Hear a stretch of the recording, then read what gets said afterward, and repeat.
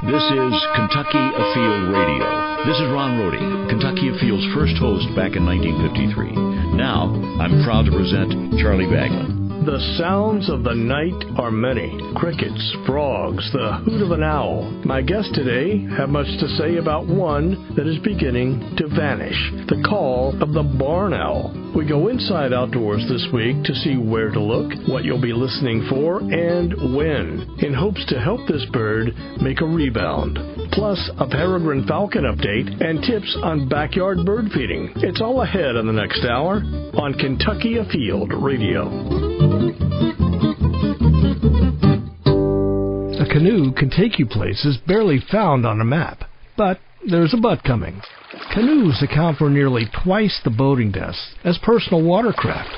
A fact, nearly 2 to 1. Not that you shouldn't canoe, but this might give you twice the reason to wear a life jacket, as if one isn't enough. So if you take your solitude seriously, take this advice. Your life jacket's got your back.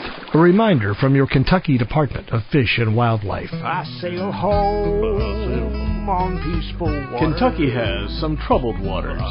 Sailing in a sewer all the way. Boaters dumping waste overboard when no one's looking ruins the day for everyone, fish included. So use an approved dump station. Sailing in a sewer all the day. Dilution is not the solution. Use your holding tank wisely, or hold it in. A message from your Kentucky wildlife and boating officers. Welcome to Kentucky Afield. My name is Charlie Baglin. Our American culture has a pure respect for owls. Maybe it's because they can see in the dark. Maybe it's because we can't hear them fly. We see an owl as a symbol of wisdom in many cases, the wise old owl. Woodsy owl is an icon from the United States Forest Service. Remember that? Give a hoot. Don't pollute. If it has an owl in the name or the logo, it's got to be a good thing, even down to chicken wings.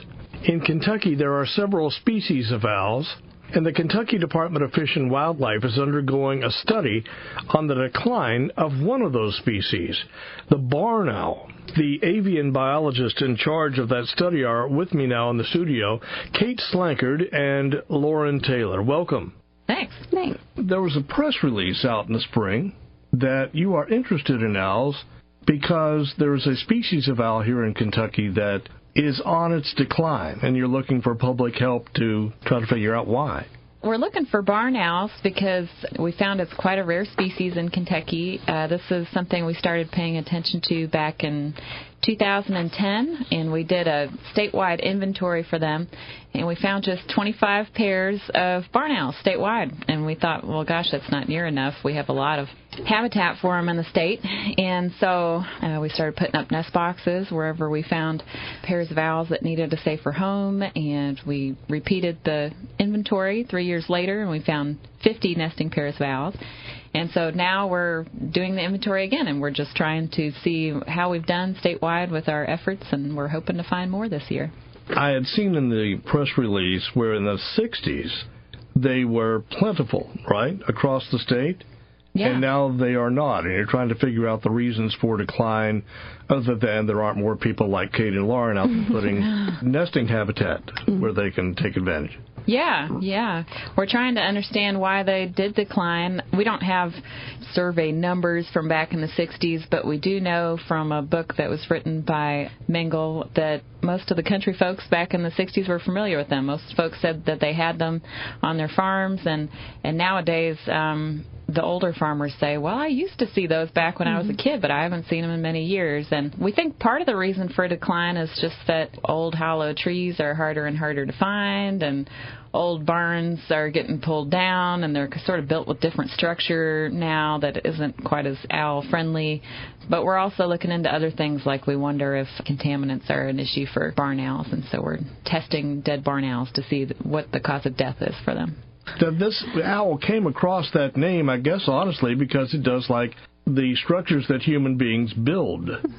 Yeah. Barns, sheds, right? Am I thinking we're along the right track? Yeah. So prior to that, you mentioned these old trees. Yeah. And so historically, before there was a bunch of barns around, that's probably where barn owls nested, was old hollow trees that were sort of out in the open. Barn owls like open, grassy habitat. And they probably also nested in rock shelters of cliffs that we find in places like the Kentucky Palisades. How many owls are there in this state? Different species. The barn owl, the saw-whet owl, short-eared owl, great horned owl, barred owl, screech owl. The great snowy every now and then. Yeah, every now and again. Snowy, yeah. So that gets us up to 8. Yeah. Well, barn owls, they probably were native to Kentucky.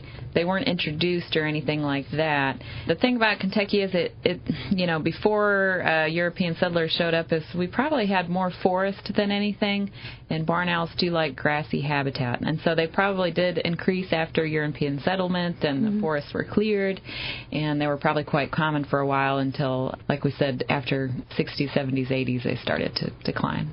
According to the notes I found, the 8 that you listed, the eastern screech owl, the barred owl, and the great horned owl, are the most common in the state. But they went in to say the barn owl, the short-eared owl, the northern saw-whet owl are considered uncommon. So I'm wondering, is this where they range normally anyway? And what you said is absolutely right.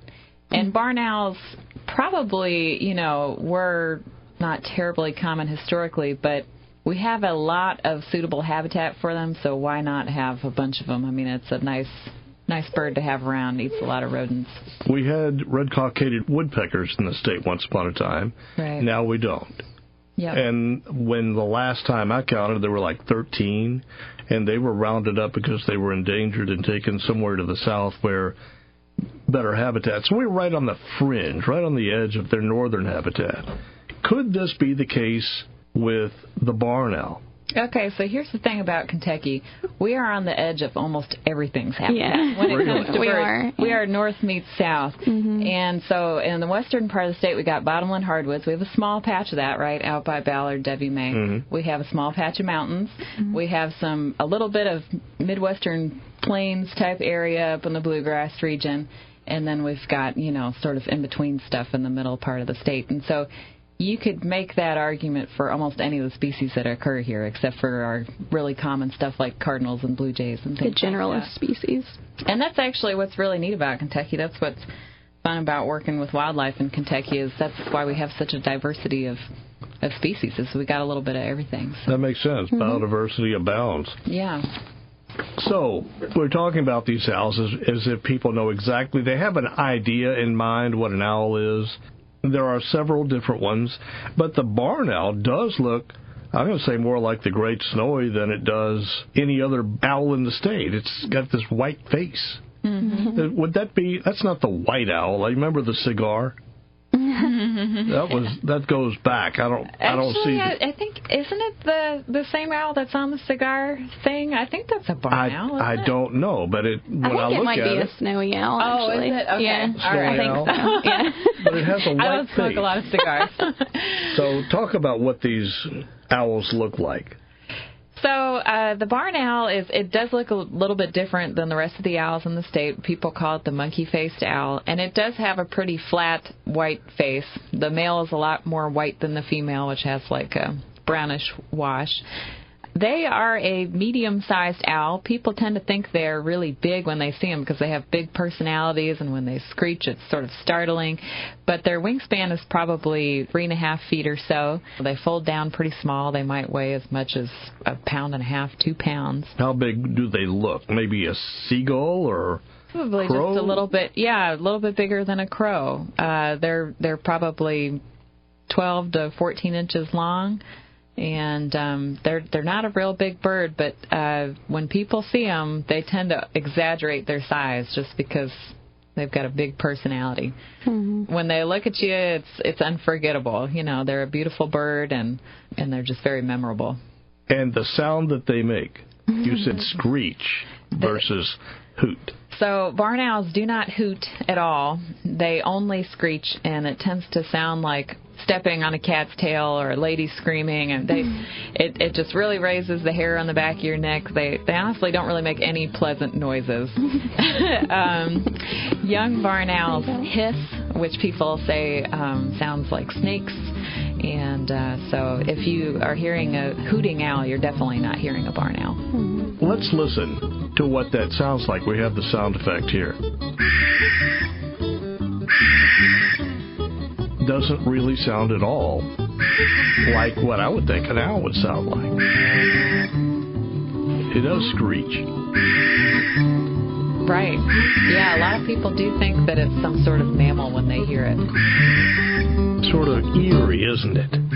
Have you heard that sound where you live? Owls are the topic, and we'll have more in just a moment. You're listening to Kentucky Afield Radio.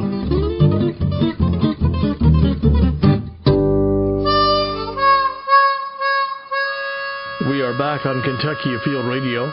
Loren Taylor and Kate Slankard are seeking your help to find the answer to the decline of barn owls around our state. It's a big state, and there are only 2 of them, and they need you to be their eyes and ears and let them know. Here again is that scary sound that a barn owl makes. Somebody's going to say, well, I have that. I hear that every night. A lot of wildlife can be mistaken one for the other. Mm-hmm. Mm-hmm.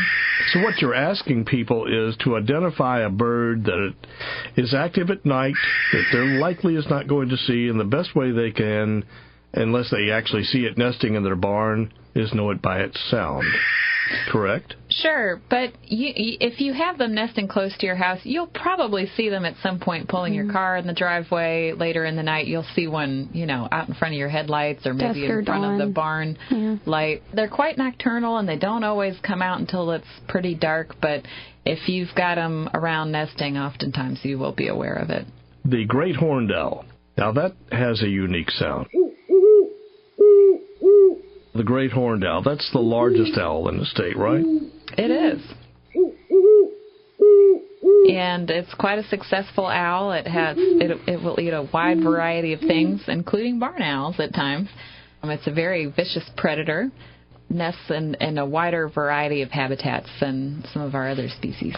We're going to talk about falcons after a while, but I remember in the early days of the falcon restoration, you had to pick places to raise these young falcons where there were very few great horned owls because they would eat them. Mm-hmm. They will predate them. I had a Facebook friend ask a question, a fan of the show, who actually used to live in Louisville, now lives a little bit north of Boston, and he has posed a question that maybe you can answer.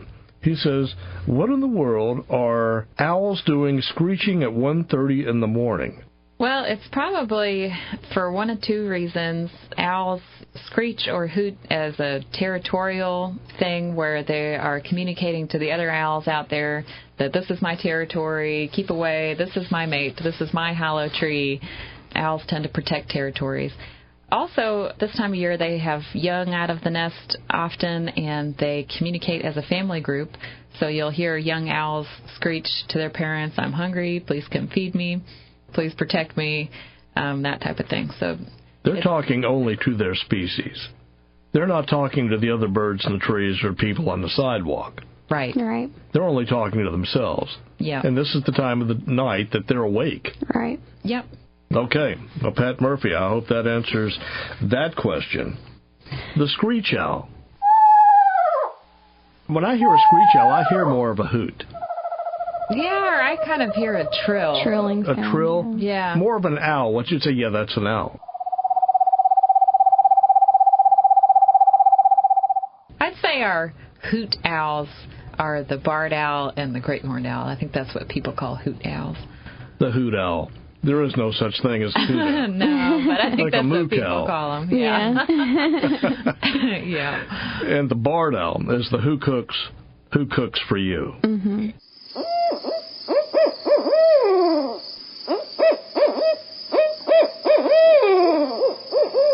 Do you have a favorite owl? They're very cool owl. Well, the barn owl, of course. Silly question. The barn owl sounds more like what I think a screech owl would sound like.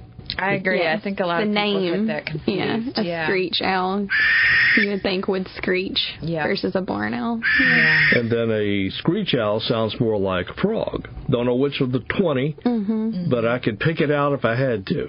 Yeah. Any of the owls we left out? Saw-whet owl. The saw-whet and the short-eared owl. Yeah. They're a little bit more common. They're not really here this time of year, though. Wintertime. Migrants. Is the barn owl a migratory bird? The northern populations of barn owls probably migrate, but in Kentucky, the ones that nest here probably do not migrate. And actually, what's really neat about our barn owls is they nest year-round. Instead of migrating, a lot of them will nest again in the wintertime. Barn owls are just really big on having big families as often as possible. Do we have resident and I'll call them transient barn owls, like we would bald eagles? Well, again, that's something we could learn a little bit more about if we put more transmitters on barn owls, but we probably do have barn owls that come down from the north to spend the winter in Kentucky. And if it snows a lot in Kentucky and the snow sticks around for a while, the barn owls probably have to go south because they don't do well in periods of long snow. And then the barn owls that were living here anyway, will they migrate south? Will they return? They may need to. It probably depends on if they're nesting or not. If they have young in the nest and there's snow on the ground, they probably stick around and try to care for their young. If they're not attached to a nest, they might migrate. But honestly, these are things that we don't know the answers to all these questions. Do you know if the barn owl is statewide? Is there a part of the state where they may be more readily found? They can be found statewide, but they don't tend to be found in the forested, mountainous regions of eastern Kentucky. They want grassy habitat, and so we tend to find them mostly west of Pine Mountain. So people should look and listen for these. And they can also look for pellets. That's another way that you can notice if you have barn owls. If you find a pile in your barn or next to another structure of weird-looking pellets, barn owls have very big, distinctive pellets. You'd never imagine this large of a pellet would come out of a bird that size. They're about 1.5 inches wide and 2 to 4 inches long. Oh, my. They're really large. And they're dark black. Yeah, from all of the rodents and stuff that they'll eat on. So that'd be a dead giveaway that you have these. And they'll leave piles of them under where they roost. So, like, if there's a barn window or something like that where they're, like, sitting, a lot of times you'll find it under there. So you're scientists. What do you think has led to the decline? For a large part, loss of nest sites, hollow trees, barns coming down, people maybe not tolerating the owls being in their silos and other places like that. But I also think that things like rodenticides have played a role. Rat poison or mouse poison. We've been testing a lot of dead barn owls, looking for residues in their liver of rat poison, and we found kind of an alarming rate of this. And so mouse poison that we use nowadays doesn't kill the mice right away. The mice stumble around for a few days before they die, and that creates a really easy meal for barn owls. And sometimes not only them, but they'll feed it to their young too, and so we think that this might be playing a role in their decline. Well, if mice are a problem, then we want to control mice, then we also control the diet of everything that eats a mouse. Right. This should be showing up in other animals. And this is something that's just kind of getting on the radar of the wildlife community, but I know there's been some studies in some mammals, like I think bobcats maybe, but don't quote me on that. Each barn owl consumes 2 to 5 mice a night. And so if you have a family of 6 living in your barn, you might be getting rid of as many as 25 mice in an evening. So you really don't need the bait to kill the mice. At that point, you definitely don't need rat poison. You don't need rat poison. Well, then that makes perfect sense. If more people who were actually trying to kill mice or rats stop doing that and let the barn owls do the work, you're doing what nature had intended all along, aren't you? Exactly. So another thing we could do for the barn owl is leave up the old trees that have died, and you've got cavities in there where branches have broken off. Raccoons, squirrels may be living in there too, and this is a good nest site for a barn owl. Yeah, that's a good thing for a lot of birds. Yeah, other owls included. What you're describing is what people don't like. The places that are ugliest to you and me are the honeymoon suite at the Hilton to a lot of wildlife. Another thing you can do for barn owls and other grassland birds is just stop mowing. Like you said, let things get scrubby. Let those fence rows grow up. Don't mow the grassy fields quite as often, and that lets those rodents multiply and creates really good places for barn owls. We tend to find the most barn owls in areas like Amish country and places where there's small farms and people just plain can't mow as often. That's where we tend to find these hot spots of owl nests. If someone does come across a barn owl that has died, do you want to know about that as well?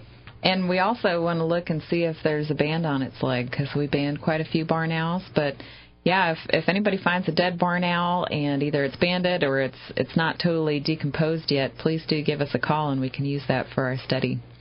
Of course, people are going to be interested in this, and they're going to say, yes, I have this bird, I heard this sound. Do you have any idea if half of your reports are accurate or more, less?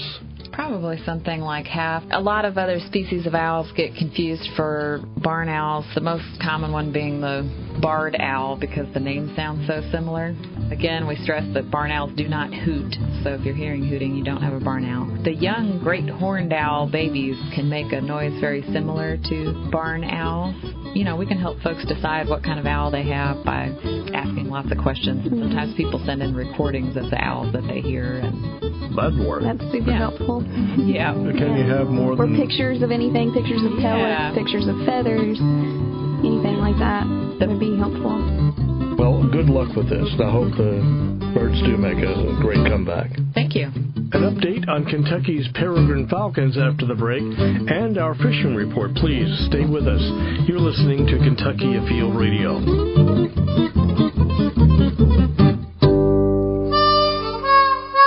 Back on Kentucky Afield Radio. If this is a program that you want to hear again, or you have a friend who is interested in birds of prey or falcons or songbirds, you might want to email them the link or share it on Facebook. It's very easily found, that link. Just go to Facebook, put in Kentucky Afield Radio, and there you will see it. You can also find it on iTunes as well as YouTube. Again, just put Kentucky Afield Radio in the search box. Just ahead, peregrine falcons. They're back, but where? It's all after our fishing report. Who's ready for a boatload of laughs? Give it up for Funny Sonny! Thanks. I found it. A use for a life jacket. A pillow! Hey, I'm not going to wear a life jacket. I know how to swim. How can it hurt you? It's just water. This chick's hysterical. Funny Sonny, everyone. She'll be here all week. Maybe. Kentucky conservation officers remind you. Your life jacket's got your back. That fish weighed 10 pounds. 10. That's the magic word. Honey, I hadn't been there 10 minutes. If he says 10, he's lying. And he says 10 a lot. You gotta be happy you married me. I can hear it coming. Admit it. I'm your perfect 10. Honey, why don't you take 10? Tenfold. Your Kentucky Department of Fish and Wildlife reminds you, fishing's not about math. It's about fun. And fudge it a little if you need to. Kentucky Fishing. Be honest. It'll make a liar out of you. Kentucky Afield Radio, Charlie Baglin in. We're into our second half hour with avian biologist, bird specialist, Kate Slankard and Loren Taylor with the Kentucky Wildlife Diversity Program, part of the Kentucky Division of Wildlife. Let's talk about falcons. All right. Early 90s, they were all over the headlines. I remember in 1993, I think nationally, the peregrine falcon restoration program really got going, and I was surprised at how quickly, between 1993, when all that began, that they were actually taken off the federal and threatened and endangered list. And I mean, that little project just went like wildfire. Yeah. And those birds rebounded. Do you know of a situation where a critter has been taken off the brink of extinction that quickly? In all honesty, I think some of the restoration efforts for the falcons started a little bit before that. I guess, more notably, DDT was outlawed in so 72. The 70s, which was a big move for the peregrine falcon. Right. And so, bald eagle the same way. Yeah, DDT affected a lot of different raptor species. It wasn't just the bald eagle. is, the osprey and peregrine falcons, anything that was going to eat the fish and stuff out of the streams, or waterfowl and things like that. So falcons, how are they doing now in the state? They're doing a lot better. We've got 14 territorial pairs this year, which is really good for us, and 12 of those are nesting. We have 32 known chicks, and we've banded 26 of them so far. There's still a couple nests that we're not sure how many chicks have hatched yet. There's no way to know about every mating pair of falcons. There's no way. Yeah, they're not gonna they can be pretty put it on secretive. Facebook. Mm-hmm, how do you right. find out? Well, a lot of times we find out about peregrine falcons from the public, because falcons like to nest in urban areas. Historically, they nested on cliffs and things like that, but nowadays they like to nest on urban structures like skyscrapers or power plants or bridges. Anything that can provide them with a really high elevation near water is where they like to nest.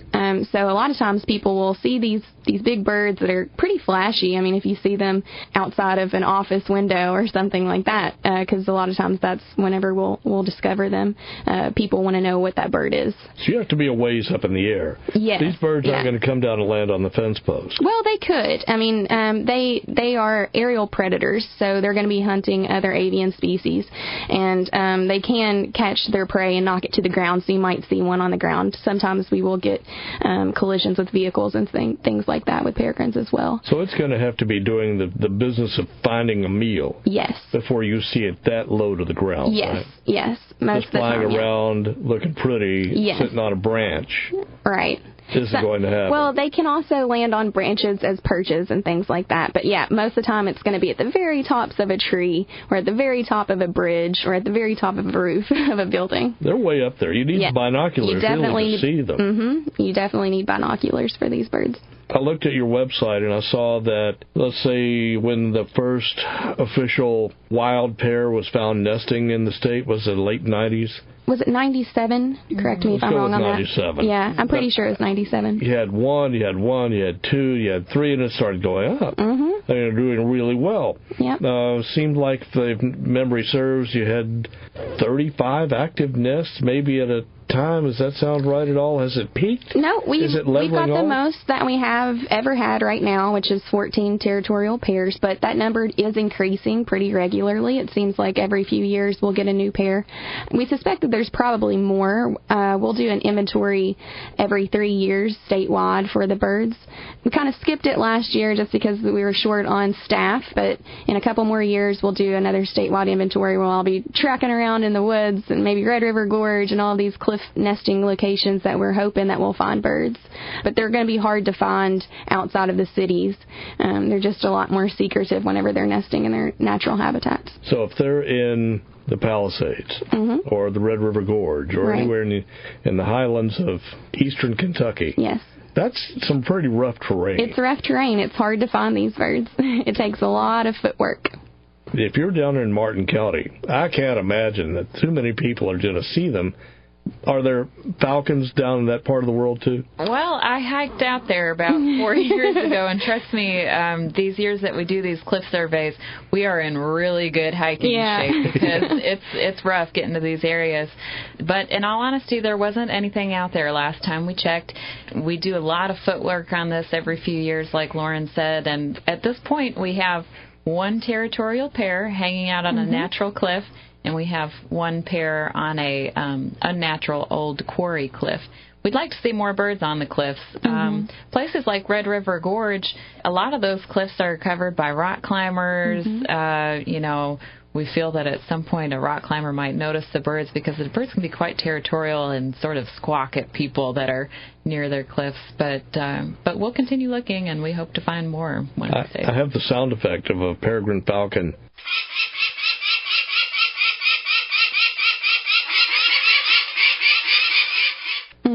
A noisy. Very noisy. Yeah, very loud. If you're anywhere close to, like Kate said, their territory, you'll know it because they'll come around and fly and swoop and dive around you, especially if you're a rock climber or something, so be aware. Yeah. Don't fall off of the cliff. I was in Carroll County, Kentucky, up in northern Kentucky on the river at the Gent generating station. They have a smokestack up there where there was a hack box. Hack, not a pretty word, but it's sort of an artificial nest box. Hawks. Yes. And I was there with a video camera for the television show, Kentucky Afield. And one of the Falcons didn't really like that. No. And he would swipe toward me, and he was hollering on his way in. Mm-hmm. And I knew not to stay long. Yeah. Convincing display, isn't it? Yeah. They are protective of their nest, and they should be. Mm-hmm. Yeah. They're very protective. So is there still a worry about falcons? Are they doing well? Do you really have to worry about them? And their numbers, will they quickly decline again with DDT out of the mix? We're not as worried about them anymore just because they are on the rise, but we're not finished doing what we want to do here in Kentucky as far as the falcons are concerned. We still want to see falcons back on natural cliff faces before we say that, okay, we'll back off. So we're still doing some pretty intensive monitoring for productivity and survival for the species here. Like Kate said, we do have our first nest that's on a rock cliff. It is a quarry, but they did hatch out 3 chicks this year. That's the first birds that we've had on a cliff. But that's not really a natural cliff. We would prefer them to be maybe in the Kentucky River Palisades or down in eastern Kentucky and some of those higher cliff areas. This is another one of those birds that I have heard people say, oh, I see those all the time. I have seen one on my back porch. Mm-hmm. One landed in my bird feeder. I have a feeling they're seeing something else. Right. It is a typical classic case of mistaken identity. Peregrine falcons get confused for Cooper's hawks on a daily basis. Cooper's hawks are really similar in size. A peregrine falcon is only going to be around 17 inches, long. They have about a 43-inch wingspan, and that's pretty similar to a Cooper's hawk.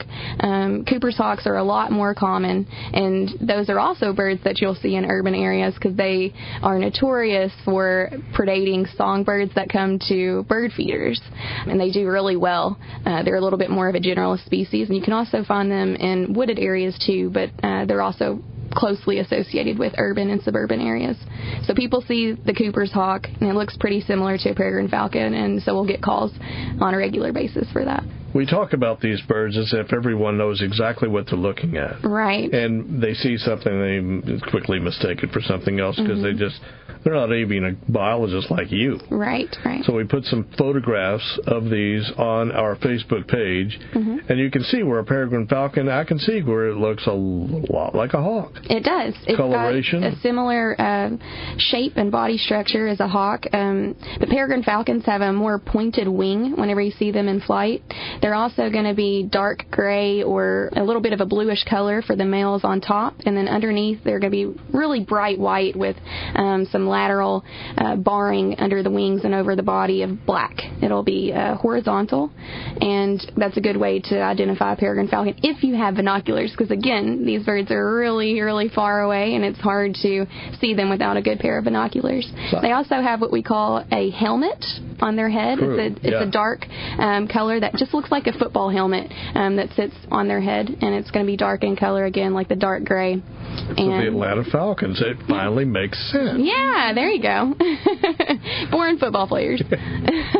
If somebody wanted to send you a photograph of a falcon, these things aren't going to be nearby where you can snap one like a cardinal, are they? Well, sometimes, like I said, you could see them outside of an office window on skyscrapers or high-rise buildings, and that's a lot of times when we'll get good pictures from just a phone camera. That would be. For instance, like power plant, workers. Power plant workers and things like that. We'll see them as well. And these will help you in your work as a falcon biologist. The pictures. Yeah, absolutely. Especially if they say, this is when I saw it, where I saw it. Yes, absolutely. I'm always interested in new falcon sightings because we want to learn about how many nesting pairs there are in the state, and we want to make sure that we know every one that we possibly can. That way we can monitor them to see the productivity and stuff like that. Info.center. Yes, FKY. .gov. That's the Fish and Wildlife Information Center. I had another Facebook question. Easy ways to approach or tips on photographing the animals we're talking about. So these would be the barn owl, the peregrine falcon, and songbirds. What's your viewing tips? Usually when it comes to birds, you want to have some sort of a blind. Our hunters and whatnot will comment that they see they get closer looks at songbirds when they're sitting in their hunting blinds than any other time, and that's certainly true, and that's just because a blind is just something that kind of hides the shape of your body and makes it to where the birds don't really notice you. And so, a small pop-up hunting blind, a little tent, even just a piece of mosquito netting draped over you when you're laying down in the weeds.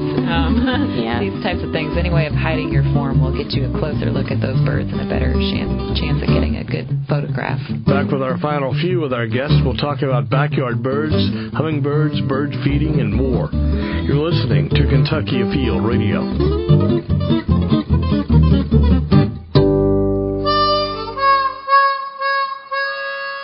We are back on Kentucky Afield Radio. My name is Charlie Baglin. We all love our backyard songbirds. Loren Taylor and Kate Slankard with the Kentucky Department of Fish and Wildlife do as well. And I put the question on Facebook before the show, what do you want to know about our songbird buddies? Myra Minton, fan of the show, asked, what are the good plants that we can grow around our house to attract our little birds? Well, that's a good point. So a lot of people, when they think about helping songbirds, they think about putting out a bird feeder, but it can be great to just provide natural food in your yard, and then you don't have to buy a bird feed. There's a lot of different things you can do to do that. You can simply stop mowing grass wherever you can, and that'll give seed-eating birds like sparrows things to eat when the grass goes to seed. You can plant berry-producing shrubs that'll feed some of those berry-eating birds, and some of the native shrubs that are good to plant are things like dogwoods and viburnums, wild plum, things like that will feed the wild birds. Just in general, just letting things grow up and get a little bit more brushy will allow the wild plants to feed the birds. You'll find your yard is a lot more birdy if it's brushy. Sunflowers are a good thing, too. Yeah. You can get a lot of birds once the sunflower heads come to seed. You can actually just leave the heads out there, and it's like a natural bird feeder. Yeah. Because that's what you're buying anyway. So, if you do use bird feeders, there are a variety of those. Seed, suet, nectar feeders. I was told once upon a time they should hang at different heights. I suppose that could be helpful. Yeah, having bird feeders at different heights will attract different species of bird, and having different types of bird feeders. So what are the best ones to have? A lot of people are trying to avoid having things like starlings and blackbirds at their bird feeder. They'd rather feed the cardinals than the chickadees, the prettier backyard birds. You can try to exclude those starlings by having a feeder that doesn't have perches on it that the birds have to cling to eat the seed, and that'll get you those chickadees and goldfinches without having starlings at the feeder. I wonder about these things. Should you really feed bread to ducks? Should you really just take the leftovers of your picnic basket and just toss it on the yard? And is that okay to do for songbirds? The bread feeding to geese creates issues for them where their feathers don't grow correctly. Bread isn't a very high-quality diet for most birds, and so we generally discourage feeding ducks and geese with bread because, like Lauren said, it causes their feathers to grow in crooked, which can be a lifelong problem for them. Bread isn't very nutritious for blackbirds or other songbirds either. You probably didn't cause a lot of harm by throwing your pizza crust out there, but I wouldn't make a regular habit of doing that. It's just not a real healthy thing for birds. They need a higher fat, higher protein content for their diet, and so things like black oil sunflower seeds, that's a really high-quality food for birds. You're really probably helping them out by providing that. Especially in the winter months, it's a little bit more important if you're wanting to help the birds out, it's a little bit more important to feed them in the wintertime. But you always need to clean out your bird feeders as well. I've heard the Kentucky Department of Fish and Wildlife say, don't feed wildlife. And I don't see an asterisk that says unless you're feeding birds. Why is that? What's the difference? Birds aren't going to create as much of a nuisance for you as other species. I'm going to go under the assumption that the animals that you're not wanting to feed would be more of like bobcats or bears or something that could, raccoons, something that's going to cause a nuisance for you. Birds typically aren't viewed as nuisance animals, and it's more of something that people like to enjoy. So if they're not going to harm you and you're going to get a benefit of the enjoyment out of it, then it's okay. Well, if you're feeding one critter, you may also wind up inviting possums and unintentionally raccoons. Feeding others. Yeah, absolutely. Yeah, So, especially in eastern Kentucky, bears and bird feeders are a little bit of an issue, so it might not be a good idea to hang a bird feeder where there's bears around. Or like a suet feeder that's got more fatty stuff in there might not be appropriate for those locations. But a backyard in an urban area, I'd say you're pretty safe. Are birds going to eat different foods at different times of the year? Different species will eat different food. Looking for finches or something like that, then you want thistle seed. Whereas cardinals and other more common birds will eat the sunflower seeds like Kate was mentioning earlier. So a cardinal's going to eat the same diet year-round. The finch is going to eat the same year-round, right? Well, they're going to eat the thistle seed whenever after it's bloomed. But if you feed them through a bird feeder, then they'll eat it whenever they can. You can make a real difference just in your yard for songbirds. For instance, I used to live on a lot that was probably, maybe 0.75 acres, and I let the backyard just grow. I didn't mow it for a couple of years. And I had a pair of song sparrows that nested in it and a common yellowthroat pair that nested in it. Just in my tiny little haven of unmowed grass, there was probably 8 more baby birds that came out of that per year. And so it can make a real difference, just a small patch of habitat, especially in a sea of mowed grass. The birds will come to that, and they'll produce more young. A no-mow zone. A no-mow zone can make a big difference. Wildflowers you used to call weeds. Yeah. I remember that said once. Clearly, this is more than just a paycheck to you ladies. Clearly. Yeah. You're in the field, you're doing the work, nose to the grindstone, the computers, the research. Good Lord, I can only imagine the tables that you have to keep.